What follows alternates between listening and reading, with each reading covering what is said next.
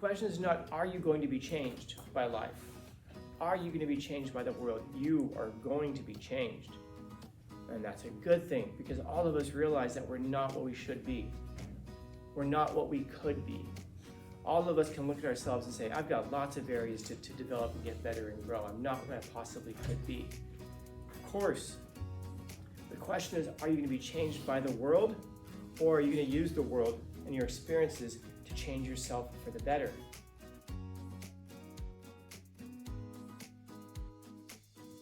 I don't know, man. You have a choice, right? Which you're going to be changed by the world. You're going to be changed by life. You're going to be changed by your experiences. You're going to be changed by the river. The question is, in what way are you going to be changed? Are you going to allow yourself to be changed, or are you going to change yourself? And by changing yourself, because change is going to happen, whether you realize it or not. How often does the river change? Every single second. The water that hits your feet right now is passing you by, is now downstream. It's now new water that's hitting your feet. The soil underneath the river has been eroded a little tiny bit, even just a little tiny bit, and maybe even some other erosion came over and took its place. That river is changing every single second. How often are you changing? The cells in your body are being born and dying constantly. Right now, you are a different person right now than you were when I started this sentence. And that's a trip to me, because a few years ago, a former student of mine reached out to me. He's a hip hop artist. He makes records and does whatever. Some of you might know who he is. He reached out to me, and he sent me a link to an interview he did on a podcast, and he references me, and he said one time, they asked him like what a big influence, what a big inspiration was in his life, and he referenced me, and he said that one time I made a comment in class, which was, I'm a different person right now than I was when I started this sentence. The same thing I just told you. I have no recollection of ever having told his class that. I tell you right now because we mentioned Heraclitus. And it's a trip because he's talking about what an incredible, life-changing thing just hearing that one statement was. And I thought, wow, that's really cool that you sent me that. And it panicked me also, because I thought, man, what other sentence am I saying that's changing your life in a bad way too? But it's absolutely true. You're a different person right now because you've heard words, you've had new thoughts. The light has hit your eyes, it's changed your brain. Everything about you is constantly changing such that any moment that I talk about you, I'm not talking about you in the present, I'm talking about you in the past. Because by the time the words come out of my mouth, by the time you hear them, by the time you process them, that moment I was talking about has now passed. As I'm walking through this room, it's microseconds, man, but I'm not here anymore. By the time you're hearing this, I'm now someplace else, even as I walk around the room. Everything is constantly in flux. Everything is always in motion. Now, that's just the physical world. Now, the internal world is even more rapid. The whirlpool of shifting emotions and ideas is even more chaotic. It's a constant process of changing. Heraclitus used to stand in front of his students, the story goes, and just wiggle his finger like this. His point was, I can't talk about anything, because the second I start talking about it, it's changed. That river, I have to use a general term, the river, this body of constantly flowing water, but it's not the same water right now. And you might think, oh, but come on, those changes are so tiny.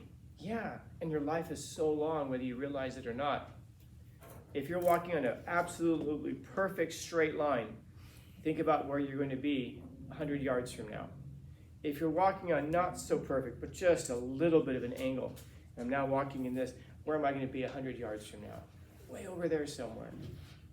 Because the changes in your life are teeny tiny. There are those big 9/11 type of events that completely shift your life. But a lot of times it's just little tiny things, man.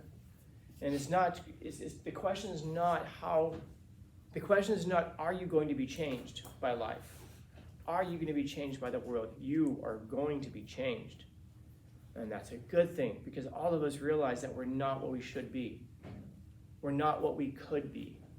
All of us can look at ourselves and say, I've got lots of areas to develop and get better and grow. I'm not what I possibly could be. Of course, the question is, are you going to be changed by the world, or are you going to use the world and your experiences to to change yourself for the better. People get angry, people get jaded, people get depressed, people stop believing in themselves. All of these negative things happen, but you know what, man? People also get optimistic. People also stay in love, not just romantic love, but in love with the world, in love with everything around you. Because you recognize that everything is constantly changing. It's one of the beauties of childhood. Little kids, when you see a little kid experiencing something, I mean, like a little, whatever, 2-year-old, 3-year-old, whatever that is, and they're so excited about what's going on around them. Why are they so excited? It's not just because they have energy, it's because everything is so new to them. They go to the beach, it's the first time they've ever been to the beach. Or maybe they were there a year ago, but they were 2, they don't remember it, or they barely remember it. So it might as well be the first time they've gone there. They go to Disneyland, and they're overwhelmed by everything that hits them. Some of you maybe are gonna go to Disneyland for the first time at grad night. You're gonna be overwhelmed by everything that's happening at Disneyland. It's the first time you're going to experience it. And then the next time you go, you're going to be excited as well. And you're going to see more. You're going to notice more because you're not going to be so overwhelmed, because you'll say, okay, these are the things that are in place. And then you're going to see new details you've never noticed before. Oh, was that here last time? Was that character, was that detail in this ride here last time? The truth is, maybe it may have been, or maybe it's a new thing, but here's the thing. You're not the same person going to Disneyland. Even if Disneyland is the same, you're not the same, because you've experienced things differently now. You're now more alert. You're now more able to see the world around you. It's a trip. If some of you have some flowers outside of your house, let's say you have a rose bush outside of your house, whatever, tree, anything. If you walk past the same thing every day, this is a truth. Some of you who take psychology maybe have learned about this. You're not seeing what's actually there. What you're seeing is a memory of what's there. When you pass by it, the parts of your brain that are being activated are not perception, it's memory.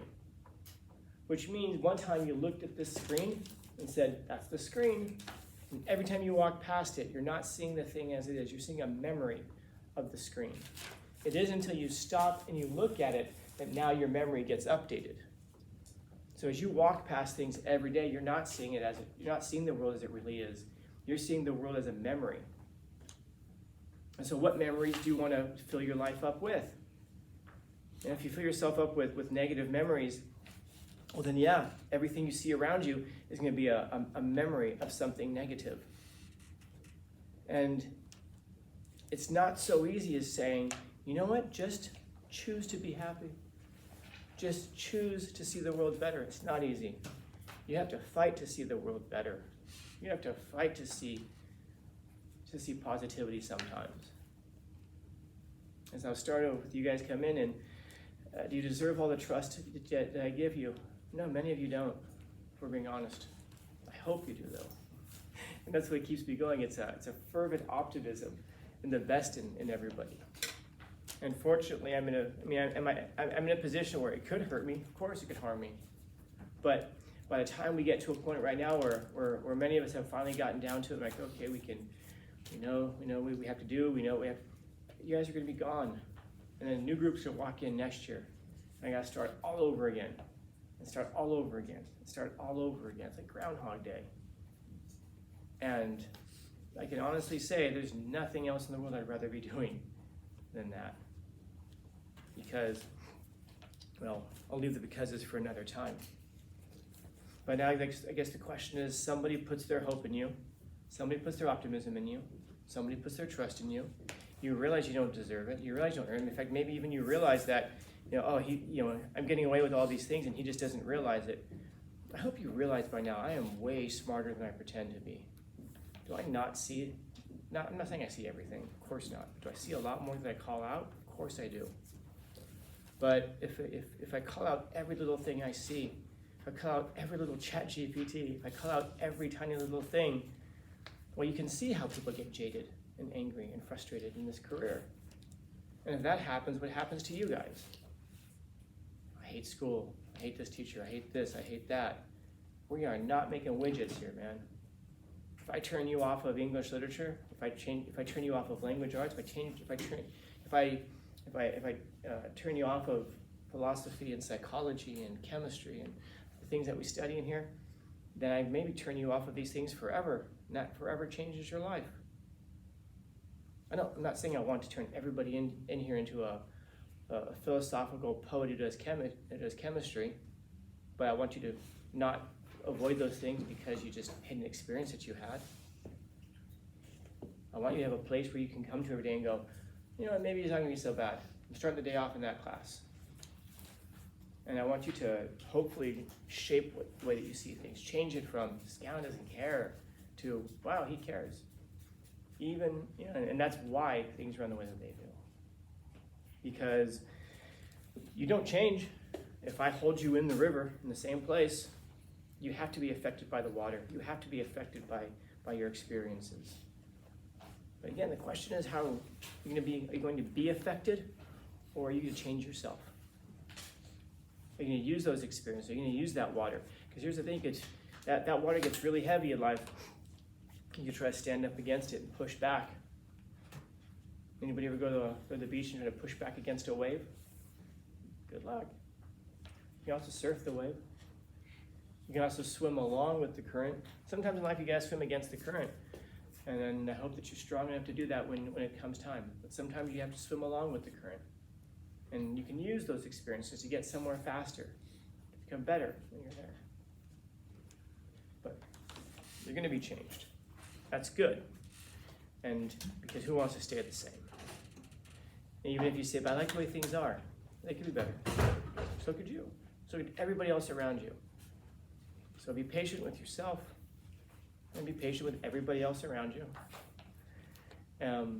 But not to the point where you're harming yourself with that. That's wisdom, figuring out where that line is.